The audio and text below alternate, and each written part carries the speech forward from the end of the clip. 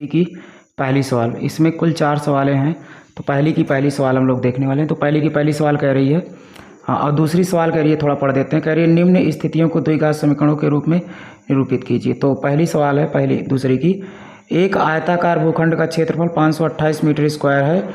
क्षेत्र की लंबाई चौड़ाई के दुगने से एक अधिक है। हमें भूखंड की लंबाई और चौड़ाई ज्ञात करनी है। तो देखेंगे अब इस सवाल को।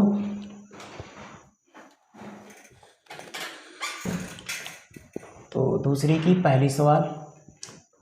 पहली।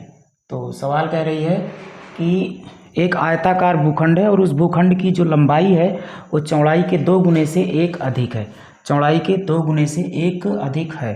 तो मान लेंगे चौड़ाई, अगर हम मान लेंगे तो लंबाई निकल जाएगी, क्योंकि लंबाई चौड़ाई पर ही डिपेंड कर रही है। सवाल कह रही है कि जो लंबाई है वो चौड़ाई के 2 गुने से 1 अधिक है, मतलब चौड़ाई को 2 से गुणा करेंगे और 1 जोड़ देंगे तो लंबाई आ जाएगी। तो हम लोग चौड़ाई मान लेंगे। माना आयताकार भूखंड, भूखंड का मतलब है बच्चों जमीन का टुकड़ा। तो आयताकार भूखंड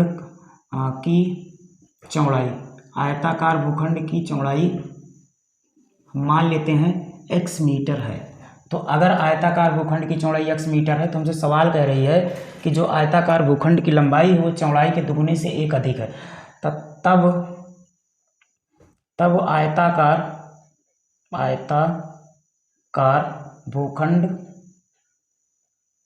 आयताकार भूखंड की लंबाई, जो आयताकार भूखंड की लंबाई होगी बच्चों वो हो जाएगी। हमसे सवाल कह रही है कि चौड़ाई के दुगुने से, तो चौड़ाई में 2 से गुणा करेंगे और कह रही है चौड़ाई के दुगुने से 1 अधिक, तो 1 जोड़ देंगे। तो ये हमारी हो जाएगी आयताकार भूखंड की लंबाई। अर्थात आयताकार भूखंड हमारा कुछ इस प्रकार का होगा। कोई जमीन का टुकड़ा है आयत के आकार का, ये हम मान लेते हैं आयताकार भूखंड है ए बी सी डी। हम जानते हैं बच्चों, क्योंकि ये आयताकार है, आयताकार है तो हम जानते हैं कि आयत की सम्मुख भुजाएं समान होती हैं और समांतर भी होती हैं। तो यदि ये हमारा 2x+1 होगा लंबाई, तो ये भी हमारा 2x+1 ही होगा, क्योंकि आयत है और आयत के आमने सामने की भुजाएं समान होती हैं। ये यदि हमारा x है, चौड़ाई x मीटर, तो बच्चों ये भी हमारा x मीटर ही होगा, क्योंकि सम्मुख भुजाएं समांतर और समान होती हैं। तो अब हमसे कह रहा है कि इस आयताकार भूखंड की लंबाई और चौड़ाई ज्ञात कीजिए। तो इसका क्षेत्रफल हमें दिया है। तो आयताकार भूखंड का क्षेत्रफल अपन को दे रखा है, तो लिखेंगे दिया है। तो आयताकार भूखंड का क्षेत्रफल, आयताकार भूखंड का क्षेत्रफल दिया है 528 मीटर स्क्वायर। तो अब बच्चों हमें पता है कि आयत का क्षेत्रफल बराबर होता है लंबाई गुणे चौड़ाई। तो सूत्र लगा देंगे, सूत्रानुसार यहाँ लिखेंगे, सूत्रानुसार इस सवाल को सॉल्व करेंगे। तो सूत्रानुसार आयताकार भूखंड का क्षेत्रफल बराबर होता है लंबाई गुणे चौड़ाई। तो लंबाई इतनी है, चौड़ाई इतनी है, तो यहाँ पर हम लोग लिखेंगे लंबाई गुणे चौड़ाई, या फिर एक बार मैं आपको लिख के दिखाता हूँ। तो आयताकार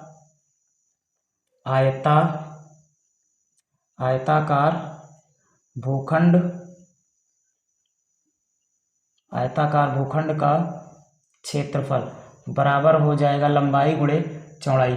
लंबाई है 2x+1 गुणे चौड़ाई है x, तो इतना हो जाएगा बच्चों। ये भी इसी आयताकार भूखंड का क्षेत्रफल है और ये भी इसी आयताकार भूखंड का क्षेत्रफल है, तो दोनों बराबर हो जाएगा।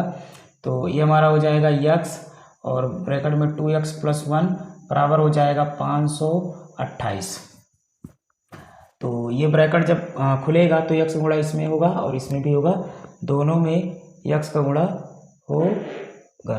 तो गुणा कराते हैं, तो x गुणा इसमें होगा तो ये हो जाएगा 2x² और प्लस का x करना में x बराबर हो जाएगा 528। तो दिस इम्प्लाइज दैट 2x² और प्लस का x 528 इस साइड आएगा तो माइनस का 528 हो जाएगा, बराबर हो जाएगा 0। अब हमें लंबाई चौड़ाई निकालनी है तो इसका गुणनखंड करना पड़ेगा। तो गुणनखंड हम पीछे पढ़ा चुके हैं बच्चों। तो गुणनखंड करते समय हमें ध्यान रखना होता है 3-4 बातों का। तो पहली बात यह है कि जो भी स्क्वायर वाली संख्या, जो भी स्क्वायर वाली राशि का गुणांक होता है उसका इसमें गुणा करते हैं, लेकिन लिखते नहीं है बच्चों। तो इसका इसमें गुणा करेंगे, उसके बाद यहाँ माइनस है तो घटाने पे 1 आए और गुणा करने पे उतना आए। तो पहले इसका गुणा करते हैं। तो 528 गुणे 2 होगा तो हो जाएगा 2 8 16 6 हासिल 1 2 4 1 5 2 5 10, तो 1056 आएगा बच्चों।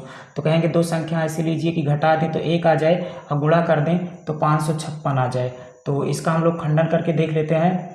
तो जब भी बड़ी संख्या होगी बच्चों तो आपको खंडन कर लेना है और उसी में ढूंढ लेना है। तो 2 5 10 2 2 4 2 8 16 2 2 4 2 6 12 2 चौको 8, 2 से काटेंगे 2 1 2 3 6 2 2 4, तो 2 6 12 2 6 12, 2 से फिर से काटेंगे 2 3 6 2 3 6। अब इसको काटेंगे बच्चों 3 से 3 1 3 1 11 1 11। अब इसी में दो संख्या को हमें ढूंढना है, दो ऐसी संख्याएं ढूंढनी है कि एक में से दूसरे को घटाएं तो 1 प्राप्त हो और एक का दूसरे में गुणा करें तो 1056 प्राप्त हो। तो इसी में ढूंढ लेते हैं हम लोग। तो 11 3 33, 2 2 4 2 8 2 16 2 32, तो 33 में से 32 गया 1 और 33 गुणे 32 करके हम लोग यहाँ देख लेते हैं बच्चों। तो 33 गुणे 32, 33 में से 32 जाएगा तो 1 आएगा जो कि बराबर बैठ रहा है। अगर 33 गुणे 32 का गुणा 1056 आ गया तो फिर 33 32 एकदम फिट है, परफेक्ट है। तो गुणा करेंगे तो 2 3 6 और 2 3 6 और 3 त्रिका हो जाएगा 9, 3 त्रिका 9 और 3 त्रिका 9। तो जब इसको जोड़ेंगे तो 6 9 6 15, ये हो जाएगा 6 9 6 15, 5 हासिल 1 और 9 1 10। तो बिल्कुल परफेक्ट है बच्चों, यहाँ 1056 आ रहा है। तो हमारी पहली संख्या हो जाएगी 33 और दूसरी संख्या हो जाएगी 32। तो यहाँ से देखेंगे तो ये हमारा हो जाएगा 2x² और प्लस इसको मैं लिखूँगा 33 माइनस 32 और बाहर x माइनस का 528 बराबर 0। तो इसको अब सॉल्व करेंगे तो हमारा हो जाएगा 2x² और जब ये ब्रैकेट खुलेगा तो x गुणा इसमें भी होगा इसमें भी होगा, तो ये हो जाएगा 33x minus plus minus 32x और माइनस का हो जाएगा 528 बराबर 0। अब इतने में कॉमन अलग, इतने में कॉमन अलग लेंगे तो इसमें कॉमन होगा x, x इसमें भी है x इसमें भी है, तो x निकालेंगे तो हो जाएगा 2x और प्लस का 33 और इसमें माइनस का बच्चों हम लोग निकालेंगे कॉमन 16, तो 16 कॉमन, 16 इसमें भी है 16 इसमें भी है, तो हो जाएगा 16 दूनी 32 2x और माइनस प्लस माइनस और 16 33 में 528, तो 16 33 में 528 होगा। तो यहाँ पे हम लिखेंगे 33 बराबर में हो जाएगा 0 और यहाँ माइनस माइनस प्लस। अब पूरे में कॉमन है 2x प्लस 33, तो this implies that 2x plus 33 पूरे में कॉमन होगा। तो दूसरे ब्रैकेट में बचेगा x माइनस 16 बराबर 0। तो अब एक बार इतना बराबर 0 और एक बार इतना बराबर 0, तो ये हो जाएगा 2x प्लस 33 प्लस का 33 बराबर 0। तो 2x बराबर हो जाएगा माइनस 33, अर्थात x बराबर हो जाएगा माइनस 33 बटे 2 और x माइनस 16 बराबर 0, तो x बराबर हो जाएगा 16। तो बच्चों हमसे लंबाई चौड़ाई पूछ रहा था और लंबाई चौड़ाई कभी भी माइनस नहीं होती है, इसलिए ये हो जाएगा अमान्य। लंबाई चौड़ाई कभी भी माइनस नहीं होती इसलिए ये अमान्य हो जाएगा, ये अमान्य हो जाएगा और ये हमारा मान्य हो जाएगा, ये हमारा मान्य है। तो अब हम यहाँ देखते हैं, तो यहाँ देखेंगे अब इसको मिटा दे रहे हैं, इसकी आवश्यकता नहीं है।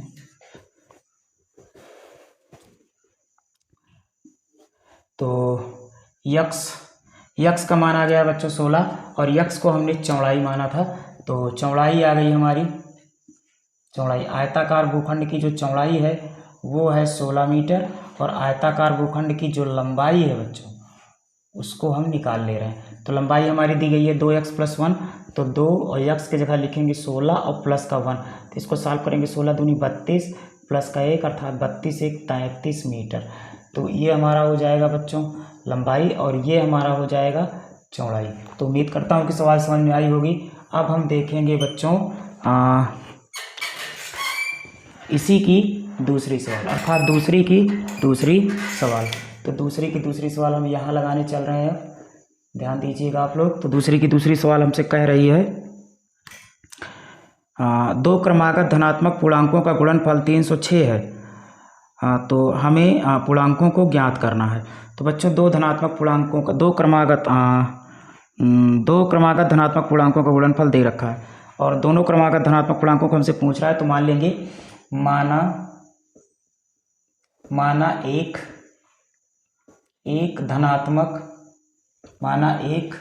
धनात्मक क्रमागत का मतलब होता है क्रम के अंतर्गत क्रमागत पूर्णांक। माना एक धनात्मक क्रमागत पूर्णांक x है तथा दूसरा धनात्मक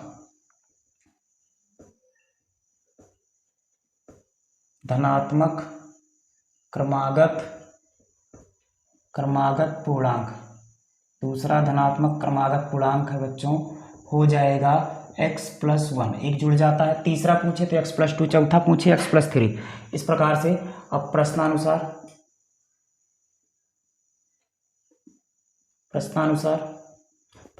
सवाल में हमसे कह रहा है दोनों क्रमागत धनात्मक पूर्णांकों का गुणनफल 306 है, अर्थात इसका जब गुणनफल करेंगे बच्चों तो 306 के बराबर हो जाएगा। तो हो जाएगा x गुणे x+1 बराबर 306। अब इसको सॉल्व कर लेंगे हम लोग। 306 तो दिस इम्प्लाइज दैट x गुणा इसमें होगा तो हो जाएगा x² और प्लस का x का नाम x और बराबर में हो जाएगा 306। अब प्लस का 306 इस साइड लाएंगे तो x² प्लस x और 306 इस तरफ आएगा तो माइनस का 306 बराबर हो जाएगा 0। तो अब इसका बच्चों गुणनखंड करना पड़ेगा हमें। तो दो संख्या ऐसी लीजिए कि घटाएं तो 1 आए और गुणा करें तो 306 है। तो बड़ी संख्या है तो यहाँ खंडन कर लेना है हमें। तो 2 से काट लेंगे तो 2 × 9 2, 2 × 5 10, 2 × 3 6, 3 से काटेंगे 3 × 5 15, 3 × 9 3, फिर 3 से काटेंगे 3 × 9 3, 2 5, उसमें गया 21 बना, 3 × 7 21। अब ये 17 से कटेगा, 17 × 9 17। तो एक संख्या हम 17 मान लेते हैं, दूसरी संख्या 3 × 3 = 9 और 9 दूनी 18 मान लेते हैं। तो बच्चों 18 में से 17 जाएगा तो 1 आएगा और अगर 18 गुणे 17 करें और 306 आ जाए तो 18 और 17 बिल्कुल परफेक्ट संख्याएं होंगी। तो गुणा करके हम चेक कर लेते हैं। तो 7 × 8 = 56 के 6 हासिल आए 5 और 7 × 9 7 5 12, 1 8 8, 1 1 9 1 जोड़ देंगे तो 6 और 8 2 10 के 0 हासिल 1 1 1 2 1 3। तो बिल्कुल परफेक्ट है बच्चों। एक संख्या हो जाएगी हमारी 8 और 18 और दूसरी संख्या हो जाएगी 17। तो यहाँ से हम सॉल्व कर रहे हैं तो ये हमारा हो जाएगा x² प्लस इसको हम लिखेंगे 18 - 17 x - 306 बराबर 0। अब देखो 18 में 17 जाएगा 1 आ जाएगा। तो दिस इम्प्लाइज दैट x²। अब जब ब्रैकेट खुलेगा तो प्लस का गुणा इसमें और x गुणा इसमें होगा तो प्लस का गुणा प्लस और x गुणा 18 में होगा तो 18x प्लस माइनस x गुणा 17 में होगा तो 17x माइनस का हो जाएगा 306 बराबर हो जाएगा 0। तो दिस इम्प्लाइज दैट अब इतने में कॉमन अलग लेंगे और इतने में कॉमन अलग लेंगे तो इसमें और इसमें x कॉमन दिखाई पड़ रहा है तो x कॉमन ले लेंगे और यहाँ बचेगा बच्चों x + 18 और x + 18 हो जाएगा। ये हमारा हो जाएगा x + 18 और इसमें हम लोग माइनस का 17 कॉमन लेंगे। -17 इसमें है, -17 इसमें भी है तो माइनस का 17 कॉमन लेंगे तो यहाँ बचेगा x और माइनस प्लस 17 18 में 306 होता है बच्चों बराबर 0। अब पूरे में कॉमन हो जाएगा हमारा x + 18 तो दूसरे ब्रैकेट में बचेगा x - 17 बराबर 0। अब एक बार इतना बराबर 0 एक बार इतना बराबर 0 दिखाएंगे तो हमारा हो जाएगा x + 18 बराबर 0 और x - 17 बराबर 0। तो x बराबर हो जाएगा -18 और x बराबर हो जाएगा प्लस का 17। ये हमारा हो जाएगा अमान्य, क्योंकि बच्चों हमसे कहा है इसमें सवाल में हमसे कहा है धनात्मक पूर्णांक तो हम केवल धनात्मक को लेंगे, ऋणात्मक वाला अमान्य हो जाएगा तो इसलिए ये अमान्य हो गया। और चूंकि ये धनात्मक है इसलिए ये मान्य हो जाएगा, ये वैलिड है क्योंकि हमसे धनात्मक कहा है। तो एक धनात्मक क्रमागत पूर्णांक बच्चों x माना था तो x का मान 17 है तो एक धनात्मक क्रमागत पूर्णांक 17 होगा और दूसरा धनात्मक क्रमागत पूर्णांक हमारा 18 होगा। तो यहाँ लिख दे रहे हैं, कहेंगे अतः एक धनात्मक क्रमागत पूर्णांक बराबर होगा बच्चों 17 और दूसरा दूसरा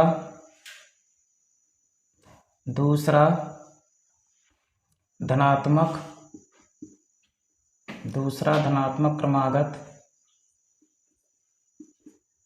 क्रमागत पूर्णांक बराबर हो जाएगा 17 + 1 अर्थात 18। तो यही हमारा हो जाएगा बच्चों उत्तर। तो उतार लीजिए, उसके बाद देखेंगे दूसरी की तीसरी सवाल।